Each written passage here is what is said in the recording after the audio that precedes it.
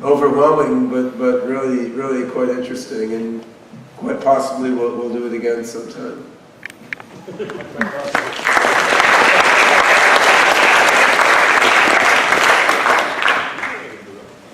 Okay.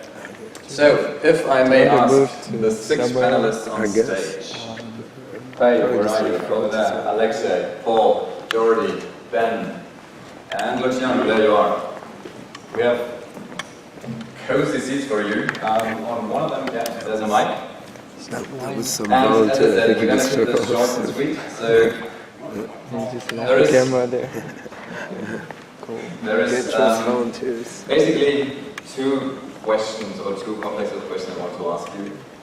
On the one hand, Ben, as you just said, there was lots of parallel talks, many of them were very interesting, and there was plenty of people who actually said that they would have loved to attend both, and that they were kind of sad about only getting half of it. I personally am very happy, because this means that no one said, well, I hated both.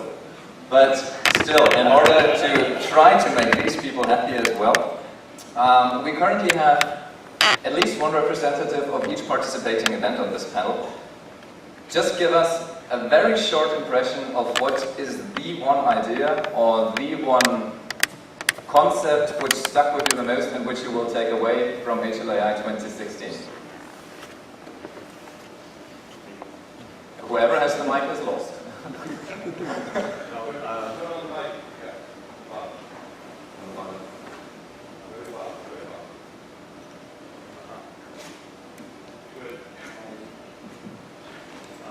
I should say that I was most impressed by the increase of interest toward higher level cognitive modeling in this community, including in particular models of emotions and narratives.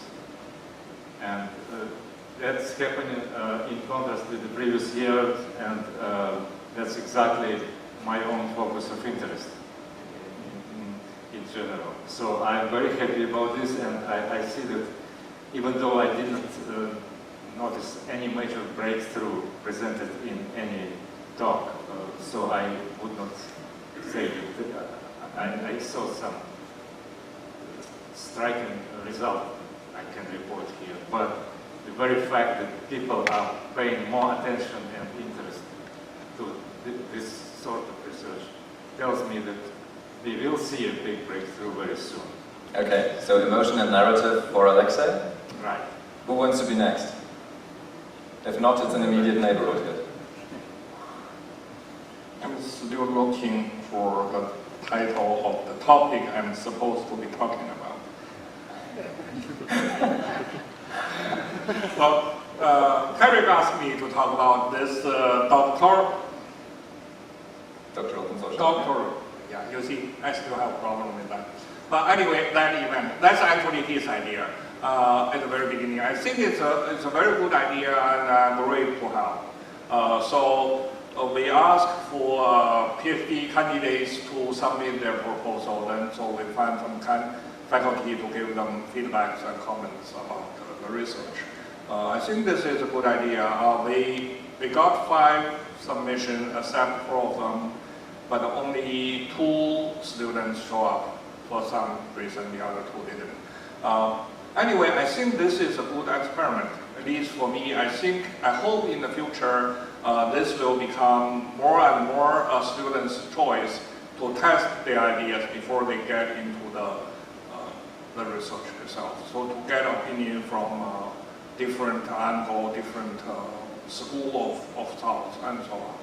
So I would say this year the number is small, but the quality is pretty high. Several faculty showed up, and several students also contribute. I'm very happy about the quality. I hope this kind of thing we can do better and better, and there will be more and more students who want to participate. And will actually help this field in the long run. I'm sure about that. Okay, so it was the doctoral consortium format for pay, which was his highlight. Luciano, neurosymbolic workshop. Okay, that's a very difficult question I have to answer, especially because I got it like 5 minutes ago. So you're welcome. well, I am quite new in this community. My background is more in formal logic, knowledge representation, and semantic web. But I have to say that I get bored from logics, and I mean, things are too, how can I say, they are too strict. Either they are true or they are false. But then, after a while, you want to be able to deal with things that are sometimes true, sometimes false. And maybe they are half enough. So I think it's 5 or 6 years, I started getting more and more involved in the machine learning part, where you don't get the knowledge for free, but you have to learn it. You have to learn from data. Then I think that it was kind of difficult to put together these two words, and I feel like being on a part of the river, and trying to reach the other part with very difficult. So I started to get in contact with people doing machine learning, and then I've been involved in this NESI workshop with Tarek, with Arthur, David Garces, and so on. And I found very people that there are other people interested in this preaching that are so that have idea, and now the community. I think that we get a very nice set of and homogeneous set of papers that discuss the problem of putting together numbers, learning from numbers, and reasoning from semantics and so on, which I think is a great, for me, it's a great result. So I get new insight, new ideas, so I'm quite satisfied about this. Okay. Thank you. So for you, combination between symbolic and sub-symbolic methods and machine learning and logic. Yeah. Paul. So what would you like me to answer at this point? When you asked me a half hour ago to present, I mostly jotted down notes about the form of the HLAI conference, which I can talk about, or maybe you want that later. When you just asked for content in talks, I can tell you what most impressed me there. Go for the latter. Just the latter for now, okay. So actually, I found I got most out of some of the longer presentations, some of the tutorials and keynote talks. There was a lot thought-provoking in many of those that I found very useful. Something else that made a big impression on me, again, wasn't a research talk, but was Cosmo's presentation in the Deep Network AGI workshop, where he did a good job of kind of telling us the many ways that the deep learning people are trying to approach architectures by adding other kinds of capabilities. And I think that's a very important trend, and I think he did a great service to us all by laying out the space of what's going on there. So I got a copy of the slides, and I'm going to show it to my group and so on. There were a number of individual talks, research talks that were very good, but I think the things that had more impact upon me were that survey and the larger tutorials and keynotes. Okay. Ben. Yeah, I would say, in terms of content, there were many good papers that are quite heterogeneous. I think that this session on deep learning and AGI probably was the most thought-provoking and combining many different perspectives. I mean, I enjoyed having Leslie's more neuroscience-oriented view, Cosmo's review of deep learning, and then I felt there we actually got into some discussions that were not entirely obvious and prefigured beforehand, which was kind of interesting, and that's something I'm still thinking through in my own work, how to get these, what are the valuable lessons from recent successes of deep learning and how to infuse those into cognitive architectures that go far beyond deep learning architectures as well. And another thing on a more general level that strikes me just from talking to people around the conference is, it struck me for a long time that to build AGI, is both a combination of hard research problems and a large-scale software engineering problem. And to do this in a tractable period of time, like less than 50 years or something, we've got to solve these research problems concurrently with building large-scale software systems that we can use to explore these research problems in real time on big amounts of data and so forth. And if you take this point of view, which I do, that there's both a large-scale engineering problem and a collection of interlocking research problems, you have a problem that our institutions and most individuals are not good at both of these things. I mean, universities are good at research, or at least, if not that good, better than other institutions society has come up with, and companies tend to be better at building large stuff, but are not usually that good at long-term research problems because they get bored at them. What I see more now than I did before is, first of all, companies are hiring hardcore researchers to do more fundamental researchy stuff. I mean, Laurent Orso is in DeepMind now, right? A lot of stuff like that.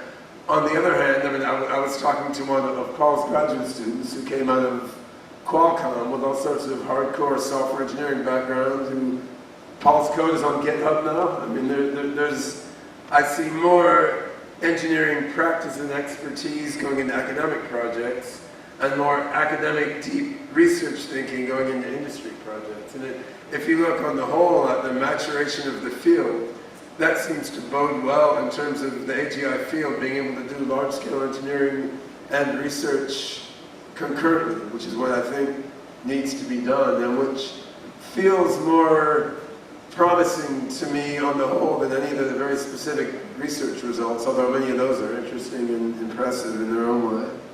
Okay, thank you. Yeah, so as one of the two beneficiaries, of course, I'm very appreciative of the doctoral consortium as well.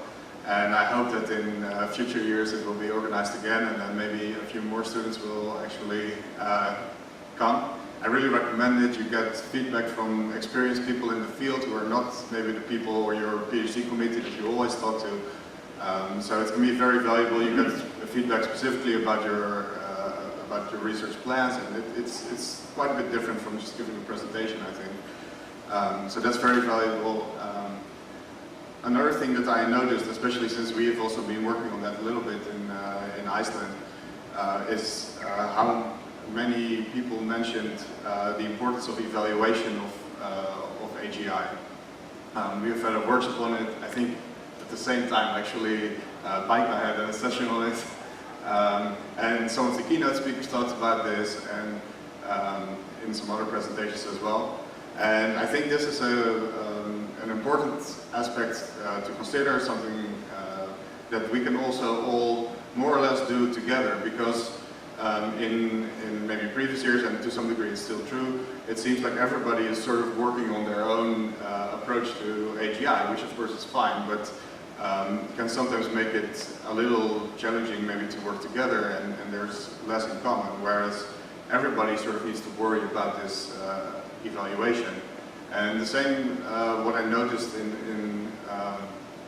regarding collaborations is that I think it's really cool that we've had some major systems that have seen major open source releases now. I think there's a major new version of NARS. Sigma has just been open sourced, I think.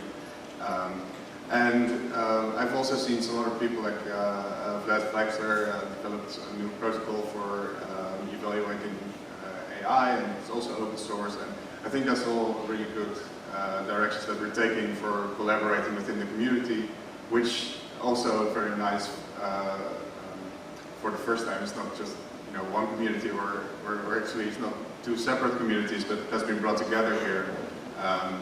And I think that's very cool, because it did seem to me like maybe we had two communities, maybe more, that were a little isolated, even though there are a lot of goals that are in common. And I think it's very cool that Tarek and the rest of the organization has brought this all together.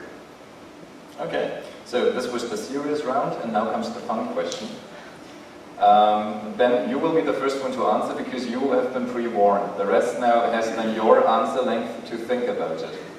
Okay, we are talking human level AI here, right? So from your point of view, or from the community you represent, or you're mostly associated with, is progress being made?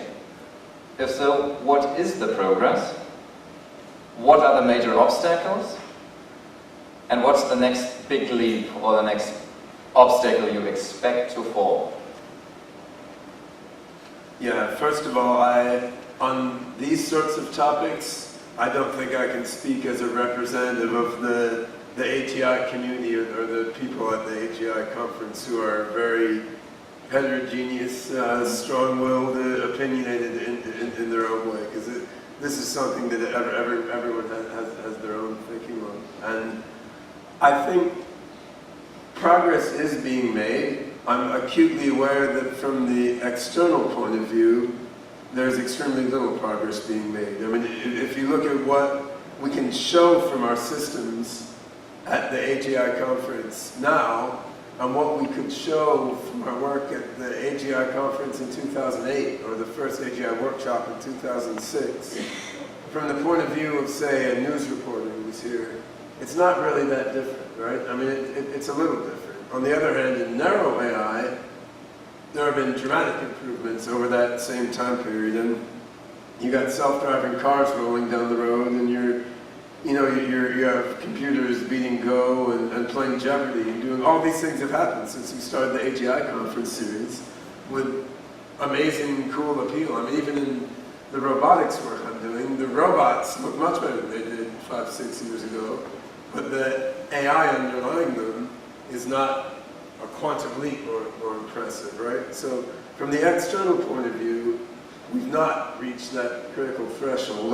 On the other hand, I do think there's a lot of sort of quiet underlying progress, and due to the peculiar nature of HLAI, you can see that within a project that you are involved with, and it's often hard to see that from the outside. I mean, we just came out of a series of talks on NARS, and if you know NARS, I mean, I've been following it since the late 1990s when I worked with Pei together. It's very clear huge progress is made in NARS in the last few years. I mean, doing higher order reasoning, temporal reasoning, playing video games with NARS. I mean, Pei had all these ideas in his head in the late 90s, and now we're seeing more and more components integrated and more things working. And I'd say in the domain of AXE and scaling down AXE type things to do practical stuff. I mean, again, when I first met Marcus a decade ago, Marcus Hutter had these ideas. He could take AXE and scale it down, and Jürgen was doing some beginning things. But now you see scaled down versions of AXE doing some things, right? Whether that leads to HLAI ever or not, we all have our own opinions on, but that's real now, and it was an idea before. And in OpenCog, I would say the same thing. I had this idea of cognitive synergy. Multiple different AI components all could work together to help cut off each other's combinatorial explosions, right? So now, in the poster that Matt HLAI and I and others gave, we showed how reasoning and attention allocation could give synergy. And in work we gave at last year's AGI conference, we showed how evolutionary learning and probabilistic reasoning work together synergetically. Also, we've gotten pretty much all different components of OpenCog working together in a simple way to control the robot head. Now, they're not doing anything amazing with the robot head at this moment, but still getting everything to work together and doing one thing, and getting pairwise demonstrations of cognitive synergy.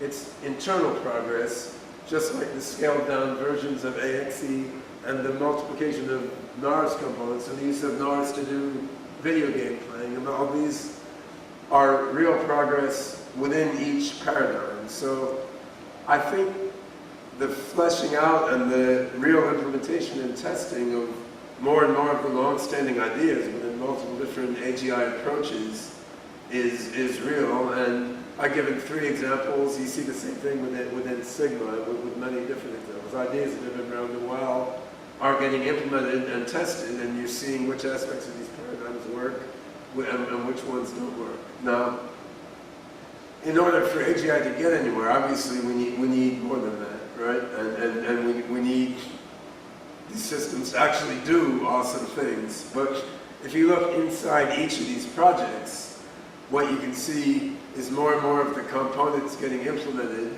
and working together, more theoretical ideas being made to do at least simple things, right? And that does give some hope that in the next 3 to 5 years, let's say, you're going to see some of these cognitive architectures infused with learning algorithms that work better and better, actually doing exciting things. And I mean, if you look at deep learning, which has been visibly successful, those ideas were around a long time, right? There's details are new, the core ideas are old. Then quite suddenly you saw bang, bang, bang, one cool application after another. And I think we'll see the same thing in HLAI. These ideas have been around a while, they're being incrementally improved, and then there will come a time when you'll see a sort of sigmoid curve of progress. And if you look closely, you can see the beginnings of that happening in more and more theoretical ideas coming into practice. So that is their progress. What's the next big leap? The next big leap, this will be much shorter. The next big leap will be sort of the completion of what's going on now. I mean, in OpenCog we have pairwise synergy shown. We have all the components integrated. So what's the next thing? Well, getting cognitive synergy among all the components in controlling this robot head, which is an initial application. And in NARS, similarly, more and more of the things Pei has been talking about since I've known him are implemented. Well, you're going to get more implemented in the next few years, and you're going to see what the whole system does for more complex things than playing a video game. So I think we're now partway there. Continuation of what's been going on is going to result in these systems controlling more and more complex agents doing real things. And what looks like incremental progress internally within each progress, if we're right in any way, is going to lead at some point to a substantial explosion in the practical behavior and implication of these systems. Okay. Any takers? Paul, good. So it's risky to have us do this off the top of our heads, but let me divide it up into kind of internal measures and external measures in terms of progress. So I think Ben captured some of the internal stuff nicely. Unfortunately, I had to think about what I was going to say so I couldn't hear everything to say. I think within all of these systems we're seeing progress. I know within Sigma we're adding more and more capabilities, understanding deeper and deeper connections and synergies, and that's great. And I see with SOAR and maybe other systems I know well, like SOAR and Avatar, I see progress within each of those. So that's internal to the groups. Externally, the question is, what kind of progress do we expect people to see? We don't expect AGIs necessarily to compete for best in X. That's just not what we're about. That's what narrow AI does so well. Or narrow combinations of things geared towards particular things. So we're not going to compete with Deep Blue or AlphaGo or things like that. At least not in any time in the near future. So that seems to be not the right question. If AGI is about a single system being able to effectively work across a broad range of things, then in fact, I think you have to talk about the Atari mini games. That's an AGI success. It's based on a limited set of components, but it does a very general thing. So I think we should claim that, or HLAI success, or whatever you want to call it.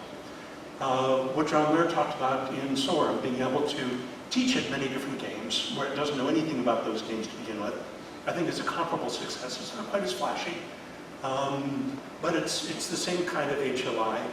Being able to take a single system and have it learn to perform many different things where it doesn't know anything about them.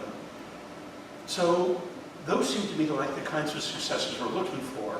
I'm not sure what the future ones are going to look like, but if you ask me what I think is the most important problem to solve, it really is the combination of deep understanding with big data. So the recent successes are all big data. And there are different ways of using that big data, but that's what it's all about. And we know that it has a huge power. We also know that it's going to asymptote, because the amount of data available is just, there's only so much available. And the amount of benefit you get for each additional order of magnitude of data is not that great. We also know that deep understanding is required really to do what we want to do in terms of HLAI. And that's gone out of fashion some because it's fragile and it's a lot of work, and you can't easily show all these great successes. But some things are, so NARS, for example, is trying to do that. There are a number of systems within this community are focused on that. Psych that was mentioned was focused on that, whether you want to call it a success or not. But how you bring that together with the benefits of big data to get us to the point where we can reason deeply, but make use of all the experience we have to be widely capable. That to me is the big issue that we all have to solve.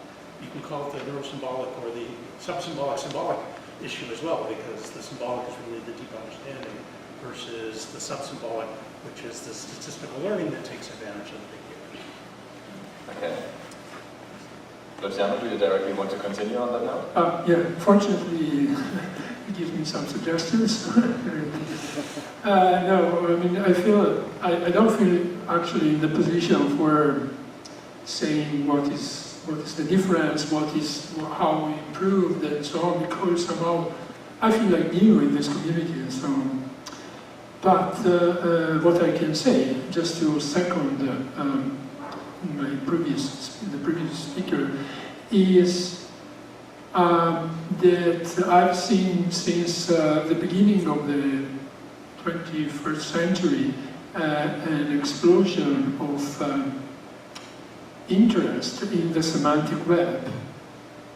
And what can I say is that out of this big interest, you get this notion of distributed intelligence, of distributed meaning, of unique URI. So that there are identifiers for objects, for real objects that are shared by almost all the computers of the world. Which I mean, for example, you have the name for New York town, New York City. And this name is a particular URI, I don't know, something like dbpedia, blah, blah, blah. And this name is understood by all the computers. You don't need to learn. This is what you know. And you know a lot of things about New York City. You know where it is, you know. So all these things you don't need to learn from scratch, from data set and so on. And this is what I would say to the people from the machine learning. There are a lot of things that are already known. You don't have to learn it from the data that you have. You have to learn new knowledge from that data, and you have to use the existing distributed knowledge that is available in the web, in particular, to boost and to improve the capability of get new knowledge from largely available data sets now. So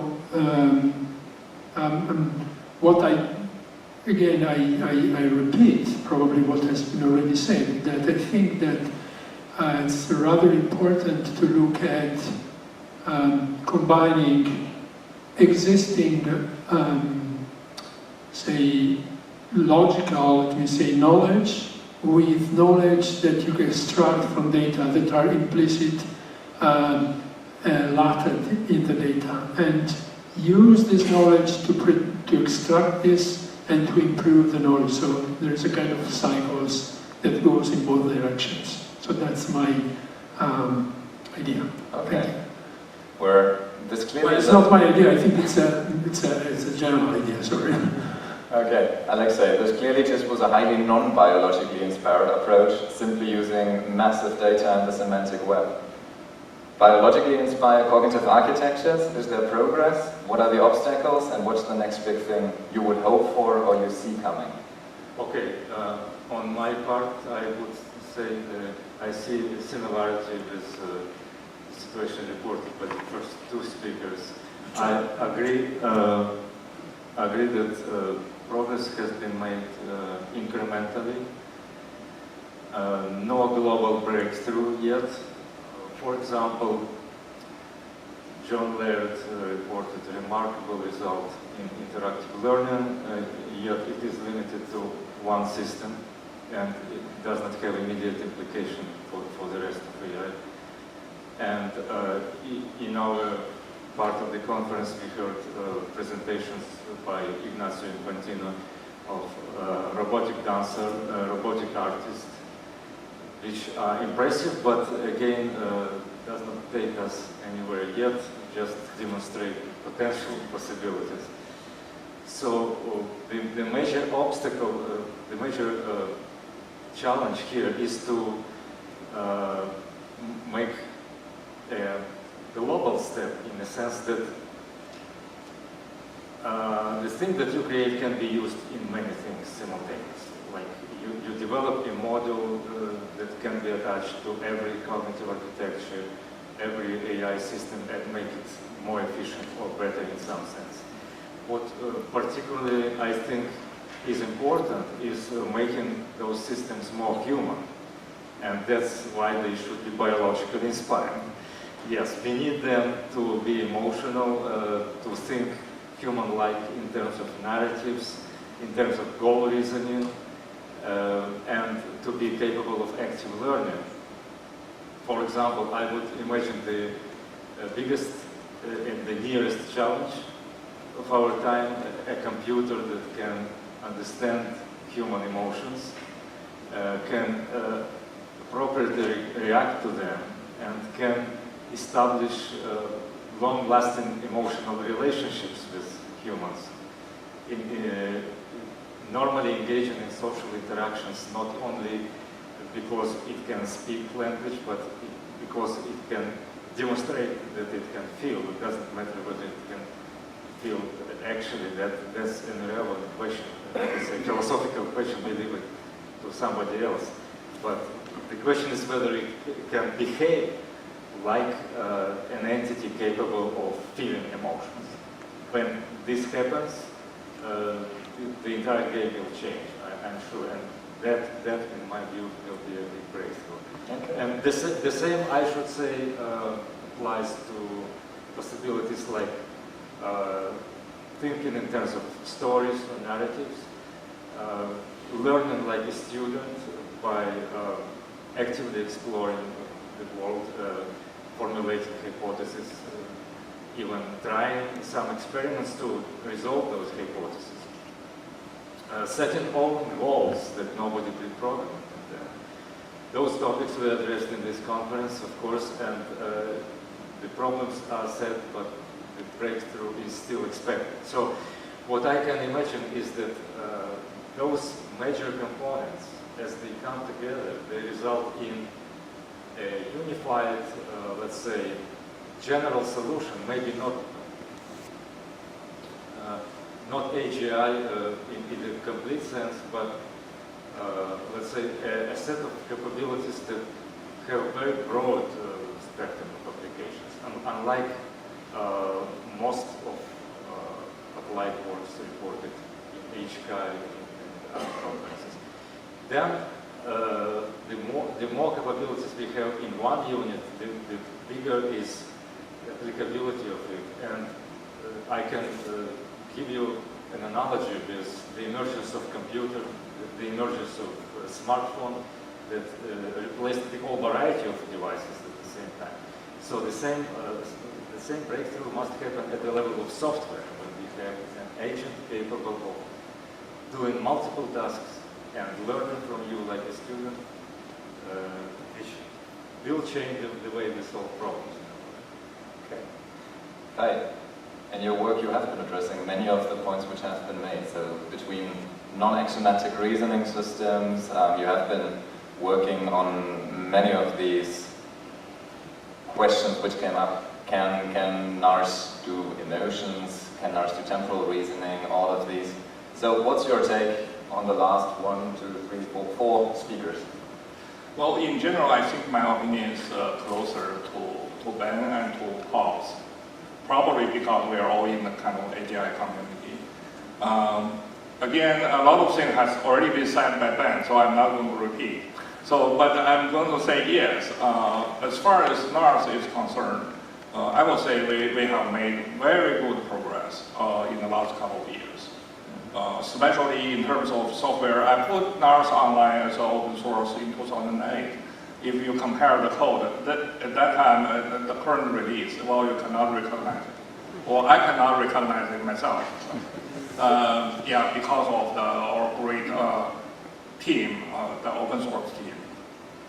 And also theoretical part, as Ben said, the overall structure remains the same as say 10 or even 20 years ago. But we have filled in a lot of details into the structure.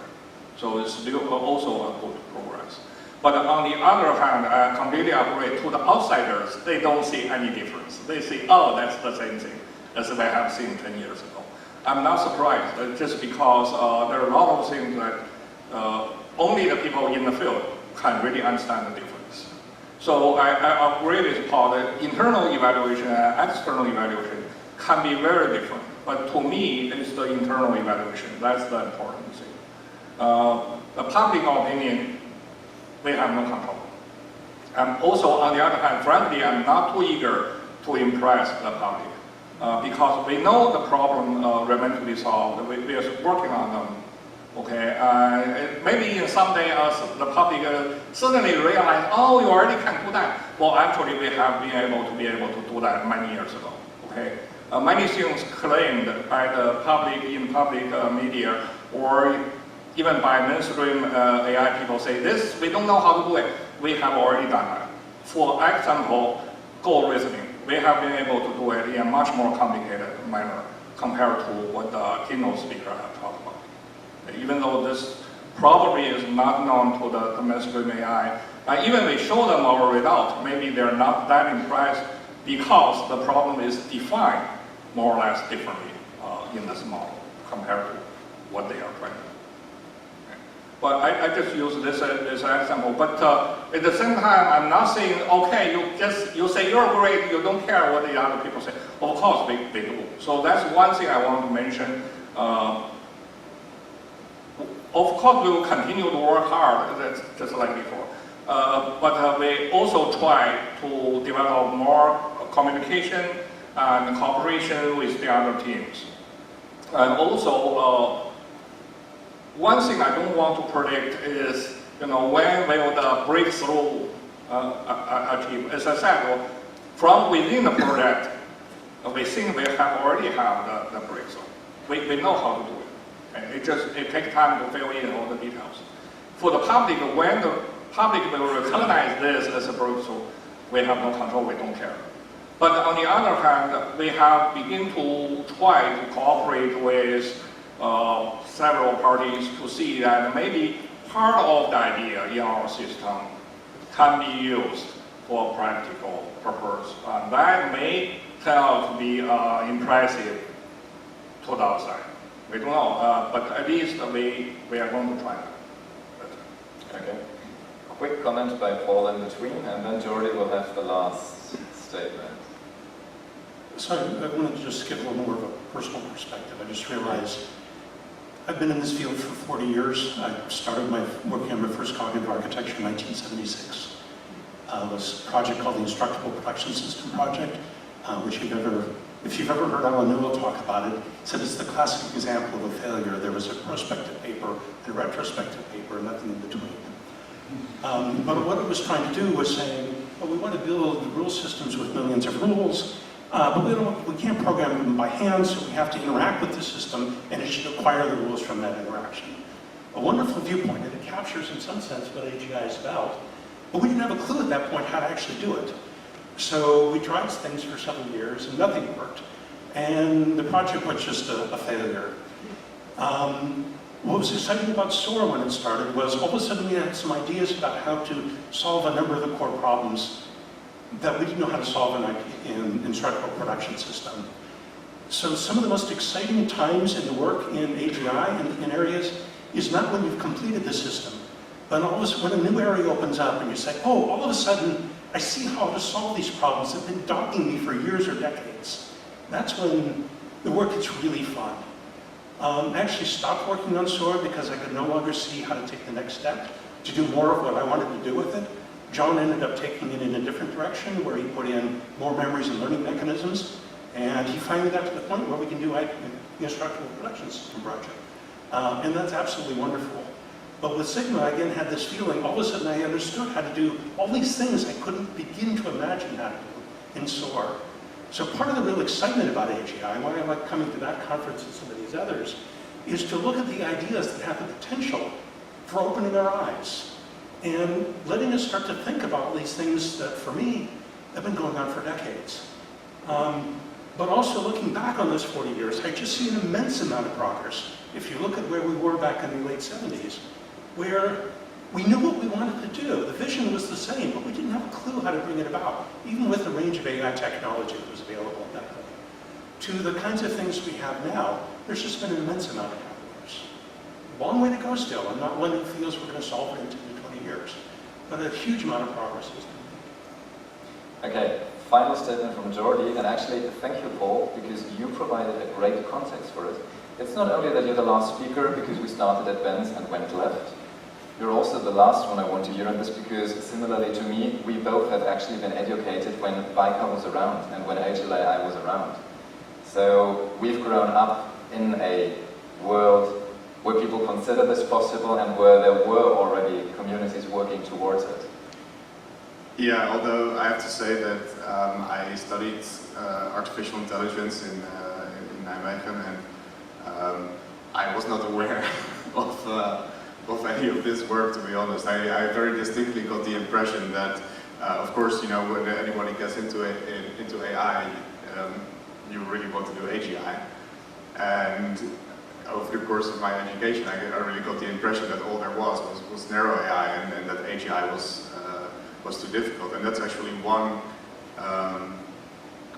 thing that I've seen, I don't know if you want to call it progress in, but definitely over the last few years, I think the idea of AGI being feasible in just like the general population has gotten a lot more traction. And I think that's in part due to all of you here, of course. It's also in part due maybe to some reasons that most of us here would consider wrong, because I got the impression that the consensus here is that deep learning is not actually the answer to AGI. But nevertheless, I think there's a lot more traction for the idea of AGI. There's also some fear, of course, but maybe, you know, we can benefit from this increased view of the feasibility of AGI. Yeah, so in terms of the progress that I've seen, I'm actually in the field for like 4 years, so I'm not going to disagree with any of the giants sitting here. You know, of course, there's been a lot of progress internally to every team. So, you know, if nothing else, we are getting closer to the point where we figure out that something doesn't work. But of course, they're learning from all of that, and the ideas are evolving. Outside of the individual teams, it's hard to see progress as an outsider, I think, and I think that, you know, within the field we can see some progress in terms of you know, maturation of the field. Maybe you know now we're all together here, whereas before maybe a little bit more separate, and there's more acceptance, I think, from maybe the more mainstream AI community. But of course, you know, that's not really visible outside our community much either. And it does bring me back to the idea of evaluation, that I've actually seen a lot of in this conference, which is really great. But it's really difficult to evaluate progress towards intelligence, and I think Ben, for instance, has written a paper about this. You know, you don't get 90% to the moon when your rocket is 90% finished. It just doesn't really work yet.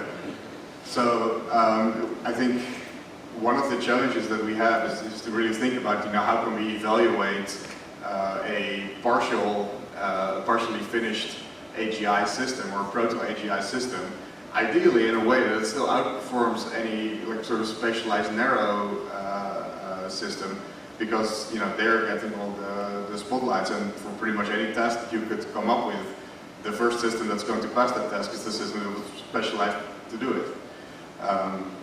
So I think there's a big challenge there, and yeah, I think I will stop there. I don't have any huge great ideas for you know how to get to HLAI in the next year or anything like that. So.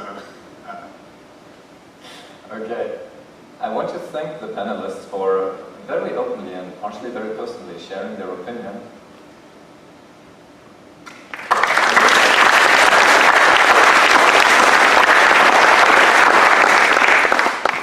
And I think it falls to me to officially close HLAI 2016. I wish all of you a good journey home. Let me once again remind you, if you should now be stuck in a cab to JFK and you still have a bit of data plan left, there is a survey to fill in. And other than this, as Ben beautifully put it, I hope to quite possibly see you again at another of these events. Thank you.